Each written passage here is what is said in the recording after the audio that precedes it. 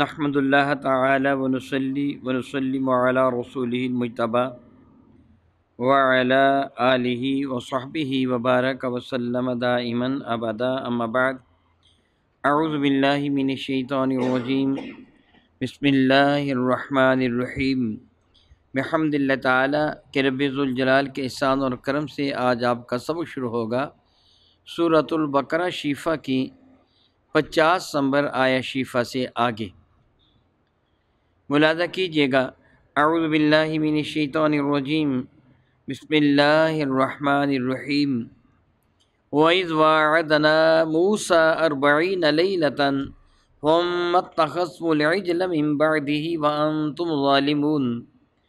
وَإِذْ وَاعَدْنَا اور جب ہم نے وعدہ فرمایا موسیٰ کلیم اللہ سے 40 لیلۃً 40 راتوں کا، ثم اتخذتم العجل پھر پکڑ لیا یعنی پرستش تم نے شروع کر دی عجل بچھڑے کی، من بعدہ موسیٰ کلیم اللہ کے تشریف لے جانے کے بعد، وانتم ظالمون بے شک تم لوگ ظالم تھے۔ جب حضرت سیدنا موسیٰ کلیم اللہ اپنی قوم کو ساتھ لے کر مصر سے باہر نکلے اور دریا کو پار کر کے دوسری سمت آ گئے، رب ذوالجلال نے فرعون لعین کو اس کے ساتھیوں سمیت ڈبو کر ہلاک کر دیا، تو سیدنا موسیٰ کلیم اللہ پھر دوبارہ مصر کی جانب پلٹے، یعنی اس شہر میں آ گئے جس شہر سے آپ تشریف لے گئے تھے۔ دیکھیے قبل ازیں آپ یہ پڑھ چکے ہیں کہ اللہ تعالیٰ جل وعلا ارشاد فرماتے ہیں کہ میں نے تم کو بڑی مصیبت سے نجات دی، وَنَجَّيْنَاكُم مِّنْ آلِ فِرْعَوْنَ يَسُومُونَكُمْ سُوءَ الْعَذَابِ يُذَبِّحُونَ أَبْنَاءَكُمْ وَيَسْتَحْيُونَ نِسَاءَكُمْ۔ بہت بڑی مصیبت ہی تمہارے لیے، وہ تمہارے لڑکوں کو ذبح کرتے تھے، تمہاری عورتوں کو زندہ رکھتے تھے۔ اب دیکھیے جب فرعون کو سزا ملی تو جتنے بھی فرعون کے لشکری تھے وہ مرے تھے، فرعون سمیت سارے کے سارے ڈوب کر ہلاک ہو گئے، اور باقی کون بچ گئیں؟ ان کی خواتین۔ جس طرح فرعون نے بنی اسرائیل کے مردوں کو قتل کیا تھا، اللہ رب العزت جل ان کو ویسی ہی سزا دی، ان کے مرد سارے کے سارے ڈبو کر ہلاک کر دیے گئے، اب عورتیں باقی رہ گئیں، اور حضرت موسیٰ کلیم اللہ اپنی قوم کو لے کر مصر میں تشریف لے آئے۔ اب مصر کے ان مکانات پر حضرت سیدنا موسیٰ کلیم اللہ کا قبضہ تھا۔ حضرت سیدنا موسیٰ کلیم اللہ نے اپنی قوم سے وعدہ فرمایا تھا، یا بعض کے نزدیک وعدہ نہ بھی فرمایا ہو مطلقاً۔ اب حکومت حضرت موسیٰ کلیم اللہ کی تھی، پہلے حکومت فرعون کی تھی نا، فرعون ڈوب گیا، مر گیا، ہلاک ہو گیا، اس کے آیانہ نے سلطنت، وہ سارے کے سارے مر گئے، ہلاک ہو گئے، تو اب حکومت و سلطنت حضرت سیدنا موسیٰ کلیم اللہ کو تھی کے پاس سے۔ حکومت اور سلطنت چلانے کے لیے کچھ قانون، اصول، ضابطے، طریقہ کار ضروری ہوتے ہیں، جن کے بغیر کوئی بھی حکومت چلتی نہیں ہے۔ جس طرح آپ جانتے ہیں کہ کوئی بھی حکومت بغیر قانون کے نہیں چلے گی۔ ٹریفک کا ایک قانون ہے، مال برداری کا ایک قانون ہے، معاشیات کا ایک قانون ہے، اقتصادیات کا ایک قانون ہے، یعنی ملک کو چلانے کے لیے قوانین کی ضرورت ہوتی ہے کہ فلاں کام اس طرح انداز سے کیا جائے گا اور فلاں جرم کی یہ سزا ہوگی۔ اب ضرورت ہی کسی آئین کی، قانون کی، کہ جس پہ عمل کرتے ہوئے ایک مملکت کو چلایا جا سکے، اور وہ آئین اور قانون رب کائنات نے تورات کی شکل میں حضرت سیدنا موسیٰ کلیم اللہ کو عطا فرمانا تھا۔ تو رب کریم نے حضرت موسیٰ کلیم اللہ سے وعدہ لیا کہ تم جبل طور پر آؤ، میں تمہیں وہ کتاب ہدایت عطا فرما دوں گا۔ مفسرین کرام ارشاد فرماتے ہیں، حسن اتفاق دیکھیے کہ موسیٰ کلیم اللہ ذیقعد کے مہینہ میں تشریف لے گئے ہیں، 30 دن ذیقعد کے اور 10 دن اس مہینے ذوالحج کے آپ کو حضور پہ رہے، تب آپ کو تورات ملی تھی۔ بحمد اللہ تعالیٰ حسن اتفاق دیکھیے کہ آج ہم ذی الحجۃ المکرم کے مہینہ میں یہ سورہ بارکہ، ان آیات مبارکہ کی تلاوت کر رہے ہیں، جن دنوں میں رب کائنات موسیٰ کلیم اللہ کو تورات عطا فرمائی تھی۔ گویا یہی وہ دن تھے جن دنوں یہ واقعہ پیش آیا۔ حضرت سیدنا موسیٰ کلیم اللہ نے 30 راتیں، پھر بعد میں مزید 10 راتیں، 40 راتیں پوری کی تھیں۔ 40 روز و شب اللہ تعالیٰ جل وعلا کی عبادت میں بسر فرمائے۔ دن کو روزہ رکھتے تھے، رات پر رب کائنات جل وعلا کی عبادت میں مشغول و مصروف رہتے تھے۔ جبل طور پر پھر رب کائنات جل وعلا نے زبرجد کی تختیوں میں حضرت سیدنا موسیٰ کلیم اللہ کو تورات لکھی ہوئی عطا فرمائی۔ زبرجد ایک پتھر ہے، یعنی پتھر کی تختیوں پر لکھی ہوئی تورات تھی، جو حضرت سیدنا موسیٰ کلیم اللہ کو عطا فرمائی گئی۔ حضرت سیدنا موسیٰ کلیم اللہ جب اپنی قوم سے علیحدہ ہو کر وہ جبل طور کی جانب تشریف لے جانے والے تھے تو پہلا وعدہ آپ کا 30 دنوں کا تھا کہ میں انشاءاللہ تعالیٰ 30 دن تک تورات لے کر آ جاؤں گا۔ آپ کی عدم موجودگی میں حضرت سیدنا موسیٰ کلیم اللہ کے ایک امتی سامری جس کا نام تھا، قرآن کریم میں اس کا نام سامری ہی ہے، ویسے اب میں آپ کو معنی بتا دوں، سامری سمیرہ اس کا نام ہوتا ہے کہ رات کو کہانی سنانے والا، رات کو کہانی سنانے والے کو عورت ہو تو سمیرہ، مرد ہو تو سامری کہلواتا ہے، رات کو کہانی سنانے والا۔ بہرحال یہ شخص شاید رات کو کہانیاں سناتا ہوگا، جو بھی ہوگا جیسا بھی ہوگا، اس کو قرآن کریم نے سامری ہی فرمایا ہے۔ سامری ایک ایسا شخص تھا کہ جو سونار تھا، سونے کا کام کیا کرتا تھا، مختلف زیورات بنایا کرتا تھا۔ میرے کریمہ کا تاجر بجم شفیع معظم رحمت عالم سے قبل پہلی امتوں پر مال غنیمت حرام تھا، مال غنیمت استعمال نہیں کر سکتے تھے۔ میرے کریمہ کا صلی اللہ علیہ وسلم کی امت پر مال غنیمت حلال ہے اور قربانی بھی حلال۔ پہلی امتوں پر قربانی کے جانور کا گوشت کھانا حرام تھا، اور ان کے لیے یہ تھا کہ اگر تم گوشت کھاؤ گے پھر تم نے اللہ کی رضا کے لیے جانور ذبح نہیں کیا، اپنی ضرورت کے لیے ذبح کیا ہے، کوئی ثواب نہیں ملے گا۔ یہ صدقہ ہے میرے کریم آقا کا کہ قربانی کا ہم گوشت بھی کھا لیتے ہیں، پورا ثواب بھی لے لیتے ہیں۔ تو بہرحال حضرت موسیٰ کریم اللہ کی قوم چونکہ وہ جو مال غنیمت تھا استعمال نہیں کر سکتی تھی، اس لیے سامری نے وہ سارا سونا اور چاندی جو حضرت موسیٰ کلیم اللہ کی قوم کے افراد فرعونیوں سے لے کے آئے تھے جمع کر لیے، جمع کر کے ان کا ایک بچڑا بنا دیا، سونار تھا، اور ہیرے جواہرات جو زیورات میں لگے ہوئے تھے ان کو مناسب جگہ، مثلا ان کی سینگوں کے قریب، آنکھوں، پیشانی پر، گھٹنوں پر وغیرہ وغیرہ اس انداز سے سجا دیے کہ وہ بڑا خوبصورت بچڑا بن گیا۔ سونے، چاندی اور جواہرات کے ایک ملمہ سازی سے خوبصورت بچڑا بنا دیا۔ حضرت سیدنا موسیٰ کلیم اللہ 30 دن تک، 30 روز و شب جہاں قطور پہ رہنے کے بعد جب واپس تشریف نہ لائے، 10 دن مزید ان کو رہنا پڑا۔ سبب اس کا کیا تھا؟ مفسرین کرام نے بہت ساری باتیں لکھی ہیں، حقیقت سے میرا اللہ واقف ہے، میں ان سے صرف نظر کر رہا ہوں۔ حضرت موسیٰ کلیم اللہ تشریف نہ لائے، وہ سامری کہنے لگا موسیٰ جس رب کو ڈھونڈنے کے لیے وہاں گیا وہ رب تو میرے پاس ہے۔ سامری نے ایک شرارت کی تھی جس کا ذکر سورہ طٰہٰ میں انشاءاللہ تعالیٰ آگے آئے گا۔ وہ یہ کی تھی کہ جب حضرت سیدنا جبریل امین فرعون کو غرق کرنے کے لیے، غرق تو اللہ نے کیا نا، جبریل بھی سبب بنے، ایک سواری پر سوار ہو کے آئے تھے جو جنت کی سواری تھی، تو حضرت جبریل امین کی سواری، گھوڑی کہتے ہیں لوگ، جنت کی سواری تھی۔ وہ سواری جس جگہ قدم رکھتی تھی اس جگہ سبز رنگ کی گھاس اگاتی تھی، یعنی جس جگہ بھی قدم رکھ اسی وقت زمین میں زندگی پیدا ہو جاتی تھی، مردہ زمین زندہ ہو جاتی تھی۔ سامری نے یہ دیکھ لیا کہ یہ گھوڑی جو ہے نا، یا یہ جانور جو ہے، جو جنت کا جانور ہے، یہ کوئی نرالا جانور ہے۔ اس سے تھوڑی سی مٹی اس کے پاؤں کی لے لی، جہاں اس نے پاؤں رکھا تھا گھاس اگی تھی، وہیں سے وہ گھاس اور مٹی اس سے سنبھال کے رکھ لی۔ یہ بچڑا بنایا، بچڑا بنانے کے بعد شیطان کے اغوا سے، یہ باتیں اس کو شیطان نے سکھائی تھی، بچڑے کے منہ میں اس نے وہ مٹی ڈال دی تو وہ زندہ جانور کی طرح بولنے لگا، جس طرح گائے بولتی ہے، بچڑا بولتی ہے، اس طرح بولنے لگا۔ سونے کا بنا ہوا بچڑا، اور اس کے اندر جو آواز، آج کا زمانہ ہوتا تو کوئی کہتا کہ اندر ٹیبر کارڈ رکھ دی ہے، اس زمانہ میں ایسی باتیں تو نہیں تھی نا۔ لوگوں کو کہنے لگا کہ موسیٰ تو بھول گیا ہے، وہ رب کو ڈھونڈنے کے لیے جنگل بیابان میں گیا، 30 راتوں کا وعدہ کیا تھا، واپس نہیں آیا، اس کو معلوم نہیں رب ملا کہ نہیں ملا، کدھر موسیٰ چلا گیا، رب تو ادھر آ گیا ہے۔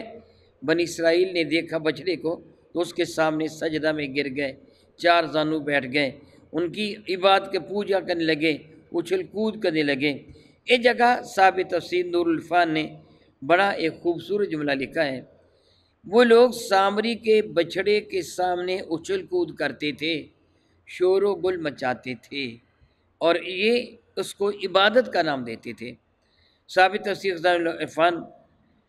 نور العرفان، صاحب تفسیر نور العرفان علامہ مفتی عامر یار خان نعیمی رحمۃ اللہ تعالی علیہ بڑی خوبصورت بات فرماتے ہیں کہ آج بعض وہ لوگ ہیں کہ جن کو حال چڑھ جاتا ہے، وہ نعت سن کے، قوالی سن کے ویسے ایسے سر گھماتے ہیں۔ کچھ لوگ آپ کو ملیں گے نا، وہ جن کو کرنٹ بھی لگتا ہے، وہ چلتے ہیں، کودتے ہیں، تو یہ فرماتے ہیں جو لوگ بناوٹی طور پر کرتے ہیں، جو لوگ اس عمل کو بناوٹی طور پر کرتے ہیں، ان کی مثال ان یہودیوں کی ہے جو بچڑے کے سامنے اچھل کود کرتے تھے، اور جو بناوٹی طور پر نہیں کرتے بلکہ سچ مچ ان کی کیفیت ہے، ان کی حالت اس وجد کی ہے جو حضرت سیدنا موسیٰ کلیم اللہ کی حالت تھی۔ تو بہرحال انہوں نے بچڑے کو پوجنا شروع کر دیا، پرستش بچڑے کی شروع کر دی۔ رب کائنات جل وعلا اس چیز کی طرف اشارہ کرتے ارشاد فرماتے ہیں وَإِذْ وَعَدْنَا مُوسَىٰ 40 لَيْلَةً، یاد کرو اس وقت کو جب ہم نے موسیٰ کلیم اللہ سے 40 راتوں کا وعدہ لیا تھا۔ ثُمَّ اتَّخَذْتُمُ الْعِجْلَ، ان کی عدم موجودگی میں تم نے بچڑے کی پرستش شروع کر دی، من بعدہ، موسیٰ کلیم اللہ کے تشریح لے جانے کے بعد، وَأَنْتُمْ ظَالِمُونَ، تم بڑے ظالم تھے۔ ثُمَّ عَفَوْنَا عَنْكُم مِّن بَعْدِ ذَلِكَ، پھر ہم نے تم کو معاف کر دیا اس کے بعد، لَعَلَّكُمْ تَشْكُرُونَ، تاکہ تم ہمارے شکر گزار بندے بنو۔ ہم نے تمہارے یہ قصور معاف کر دیا۔ وہ معاف کس طرح کیا اس کا ذکر آگے آ رہا ہے۔ رب کریم ارشاد فرماتے ہیں وَإِذْ آتَيْنَا مُوسَى الْكِتَابَ وَالْفُرْقَانَ لَعَلَّكُمْ تَهْتَدُونَ، موسیٰ کتاب لینے کے لیے گئے تھے، اللہ فرماتے ہیں وَآتَيْنَا مُوسَى الْكِتَابَ، ہم نے موسیٰ کلیم اللہ کو وہ کتاب عطا فرما دی، یعنی تورات جو زبرجد کی تختیوں پہ لکھی ہوئی تھی، والفرقان، اور ایسی شے جو حق و باطل کو جدا جدا کر دینے والی، یعنی موسیٰ کلیم اللہ کے معجزات۔ فرقان کا یہی معنی ہوتا ہے تفریق کا دینا، جدا جدا علیحدہ علیحدہ کر دینا۔ فرقان، قرآن کریم کو بھی قرآن مجید فرقان عظیم کہا جاتا ہے، یا قرآن عظیم فرقان مجید کہا جاتا ہے۔ فرقان کا معنی جدا جدا کر دینا۔ اور حضرت عمر کا لقب کیا ہے؟ فاروق۔ حضرت فاروق اعظم کی شہادت کا بھی یہ وہ مہینہ ہے، اور اس مہینے کی آخری تاریخ کو سیدنا فاروق اعظم کی شہادت ہے۔ تو فاروق کا معنی بھی تفریق کا دینے والا، جدا کر دینے والا۔ پوچھا گیا تھا حضرت فاروق اعظم سے تمہارا یہ لقب کیسے رکھا گیا؟ فرمائیں کہ جس سے میں نے اسلام قبول کیا، بارگاہ سالت ماہ میں عرض کیا تھا حضور سید عالم نے میرے گزارش کو قبول فرما کے حرم کعبہ کی جانب سرکار تشریف لے گئے تھے، میں حضور کے ساتھ تھا۔ حضور فرمائیں گے انتا فارق الحق والباطل، عمر تو حق اور باطل کے درمیان تفریق کر دینے والا ہے، باطل کو تو نے الگ کر دیا، حق کو تو نے الگ کر دیا۔ قرآن کریم کو فرقان کہتے ہیں، یہ بھی حق اور باطل کے درمیان تفریق کر دیتا ہے، حق کو ثابت کرتا ہے، باطل کو مٹا دیتا ہے۔ موسیٰ کلیم اللہ کو اللہ نے تورات دی تھی، کتاب، والفرقان معجزات عطا فرمائے تھے۔ جس طرح آپ جانتے ہیں دو بڑے معجزے تھے، ید بیضاء اور عصا، یہ دو بڑے معجزے، ان کے سوا بھی معجزات تھے جن کا ذکر انشاءاللہ تعالیٰ آگے آئے گا۔ رب کائنات جل وعلا اشارے گرامی قدر فرماتے ہیں ہم نے ان کو کتاب بھی دی، فرقان بھی، تاکہ حق و باطل میں تم تفریق کر سکو، لعلکم تہتدون، تاکہ تم ہدایت پاؤ، اصل منزل مقصود تمہارے لیے آسان ہو جائے۔ اب اس چیز کا ذکر آ رہا ہے کہ جو موسیٰ کلیم اللہ کی قوم کی قبولیت کا سبب بنا تھا، جس طرح ان کی توبہ کو قبول کیا گیا تھا۔ رب کریم فرماتے ہیں جل مجد الکریم وَإِذْ قَالَ مُوسَىٰ لِقَوْمِهِ، جب موسیٰ کلیم اللہ نے اپنی قوم سے فرمایا اِنَّکُمْ ظَلَمْتُمْ أَنفُسَکُمْ بِاتِّخَاذِکُمُ الْعِجْلَ، بے شک تم نے اپنی جانوں پر ظلم کیا ہے اس بچڑے کی پرستش کر کے، کیونکہ بچڑے کو پوجنا شرک تھا۔ اللہ تعالیٰ کو چھوڑ کر ایک گائے کو پوجا جائے، جس طرح ہندو گائے کو پوجتے ہیں، گائے کو پوجنا شرک ہے۔ پوجا تو اللہ کو جائے گا، عبادت تو اللہ تعالیٰ کی جائے گی، نہ کہ گائے کی عبادت کی جائے گی۔ انہوں نے گائے کی پرستش کر کے شرک کا ارتکاب کیا تھا اور ظلم کیا تھا، اب ان کو سزا ملنا تھی۔ حضرت سیدنا موسیٰ کلیم اللہ کی قوم پر اللہ تعالیٰ نے سخت احکامات نافذ فرمائے تھے۔ معاذ اللہ، بعض اوقات جسم کو گندگی کی وجہ سے کاٹنا پڑتا تھا، کپڑے کو گندگی لگ جائے اسے بعض اوقات کاٹنا پڑتا تھا۔ بڑے سخت احکامات ہیں موسیٰ کلیم اللہ کی قوم پر۔ یہ صدقہ ہے میرے کریم رحمۃ اللہ عالمین کا کہ ہمارے لیے بڑی آسانی پیدا کر دی گئی، بڑی آسانی پیدا کر دی گئی۔ اس قوم سے جرم ہوا تھا، بچڑے کی پرستش کی تھی، تو موسیٰ کلیم اللہ فرمانے لگے، اللہ تعالیٰ فرماتا ہے وَإِذْ قَالَ مُوسَىٰ لِقَوْمِهِ، جب موسیٰ کلیم اللہ نے اپنی قوم سے فرمایا یا قوم، اے میری قوم، اِنَّکُمْ ظَلَمْتُمْ أَنفُسَکُمْ بِاتِّخَاذِکُمُ الْعِجْلَ، تم نے ظلم کیا ہے ایک بچڑے کی پرستش کر کے، فَتُوبُوا إِلَىٰ بَارِئِکُمْ، اب تم اپنے رب کے حضور توبہ کرو، اور انداز توبہ کیا ہوگا، فَقْتُلُوا أَنفُسَکُمْ، تم آپس میں ایک دوسرے اپنی جانوں کو قتل کرو، یعنی اپنے آپ کو قتل کے لیے پیش کرو۔ میرا اللہ تعالیٰ جل وعلا فرماتا ہے کہ موسیٰ کلیم اللہ نے فرمایا ذالکم خیر لکم عند بارئکم، تمہارے پروردگار کے حضور، تمہارے پیدا کرنے والے کے حضور یہی تمہارا عمل بہتر ہوگا۔ کیا ہوگا پھر؟ فتاب علیکم، تم قتل ہو جاؤ گے، تمہاری توبہ قبول کر لی جائے گی کہ انہ هو التواب الرحیم، بے شک اللہ تعالیٰ توبہ کو قبول کرنے والا مہربان ہے۔ اب دیکھیے بنی اسرائیل سے جرم ہوا، انہوں نے بچھڑے کی پرستش کی، تو ان کو توبہ کا طریقہ کیا بتایا؟ اپنے آپ کو قتل کے لیے پیش کرو۔ آج بھی مرتد کو قتل کر دیا جائے گا، جو مرتد ہو جائے گا نا اس کو قتل کر دیا جائے گا، لیکن انہوں نے مرتد ہونے کے بعد پھر ایمان قبول کر لیا تھا۔ جب موسیٰ کلیم اللہ تشریف لائے ہیں تو انہوں نے اپنی غلطی کو، کوتاہی کو مان لیا تھا، اور انہوں نے عرض کیا تھا کہ اللہ تعالیٰ کی حضور ہماری توبہ کے لیے دعا کیجئے، تو اللہ نے فرمایا میں تب توبہ قبول کروں گا یہ اپنے آپ کو قتل کے لیے پیش کریں۔ چنانچہ مفسرین کرام فرماتے ہیں کہ بنی اسرائیل کو یہ حکم دے دیا گیا لوگ بیٹھو اس انداز سے کہ اپنے گھٹنے کھڑے ہوں گے، تمہارے ہاتھ تمہارے پیچھے ہوں گے، باندھے نہیں جائیں گے، اپنے ہاتھ پیچھے رکھو گے، اپنے گھٹنے کھڑے کر کے بیٹھو گے، اپنا سر اپنے گھٹنے پہ رکھو گے، اور وہ لوگ جنہوں نے بچھڑے کی پرستش کی تھی سب کو یہ سزا تھی، اور جنہوں نے بچھڑے کی پرستش نہیں کی تھی بچے رہے تھے ان کو حکم تھا کہ اپنے ہاتھوں میں تلواریں پکڑو اور ان سب کو قتل کر دو۔ اور یہ مقتول جو تھے جن کو قتل کیا جانا تھا، جنہوں نے بچھڑے کی پرستش کی تھی، ان کے لیے دو حکم تھے، ایک یہ کہ تم نے ہاتھ اٹھا کر قاتل کو روکنا نہیں ہے، اور دوسرا تم نے سر اٹھا کر اپنی آنکھوں سے قاتل کو دیکھنا بھی نہیں ہے۔ سر جھکائے رکھو، اپنے ہاتھ پیچھے کیے رکھو، آگے سر جھکا لو۔ وہ قتل کر رہے تھے۔ سیدنا علی مرضی سے منقول ہے کہ تقریباً 70,000 بنی اسرائیلی ایک دن میں صبح سے لے کے شام تک قتل کر دیے گئے۔ الیاذ باللہ تعالیٰ، کتنی شدید سزا اللہ تعالیٰ نے ان کو دی اس جرم کی پاداش میں۔ اور یہ حکم تھا کہ جو کوئی آدمی اپنے قاتل کو دیکھے گا، یا جس طرح انسان کی عادت ہے نفسیاتی طور پر کہ فوراً ہاتھ آگے کرتا ہے، جو ہاتھ آگے کرے گا یا اپنے قاتل کو دیکھے گا اس کی توبہ قبول نہیں ہوگی، جو قتل ہو جائے گا اس کی توبہ قبول کر لی جائے گی۔ چنانچہ بنی اسرائیلی حقیقت سے اللہ تعالیٰ واقف فضلی سے جو منقول قول تھا میں نے آپ کے سامنے ذکر کر دیا، صبح سے لے کے شام تک مسلسل بنی اسرائیلی قتل ہوتے رہے۔ اس دوران بادل شدید سیاہ رنگ کا وہ چھایا رہا، اندھیرا رہا، مقتول قاتل کو اور قاتل مقتول کو نہیں پہچان رہے تھے، اندھیرے کی وجہ سے وہ قتل کر رہے تھے۔ پھر حضرت سیدنا موسیٰ کلیم اللہ نے بڑی تضرع آہوزاری کے ساتھ رو رو کر رب کائنات کے دربار مقدس میں دعائیں مانگی، مولا تعالیٰ اب میری امت پہ رحم فرما، بہت سارے لوگ قتل ہو گئے ہیں، مولا تعالیٰ جل وعلا میری قوم والے کیا کہیں گے، پہلے موسیٰ کلیم اللہ تیری وجہ سے بچے قتل ہوئے اور اب تو نے اتنے لوگوں کو قتل کروا دیا، اے اللہ تعالیٰ تو میری قوم پہ رحمت فرما۔ رب کائنات نے موسیٰ کلیم اللہ کی دعا کو شفع قبول سے نوازا، بادل چھٹ گیا، دن اجالا ہو گیا اور قوم کا قتل بند کر دیا گیا۔ اور رب کائنات جل وعلا نے موسیٰ کلیم اللہ کو خوشخبری سنا دی، اے موسیٰ اپنی قوم کو یہ خوشخبری سنا دو، جو قاتل ہیں وہ بھی جنت میں، جو مقتول ہیں وہ بھی جنت میں جائیں گے۔ مقتولوں کو شہید کا درجہ ملے گا کہ انہوں نے اپنے رب کی فرما برداری کی ہے، اپنے رب کے حضور اپنے سر کو جھکایا، اور ان کو اللہ تعالیٰ نے یہ اجر عظیم عطا فرمایا۔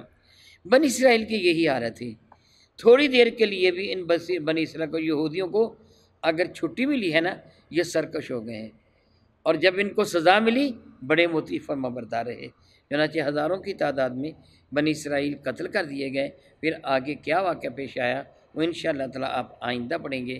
اور کما قال اللہ تبارک و تعالی واللہ تعالی اعلم باسرار کتابی۔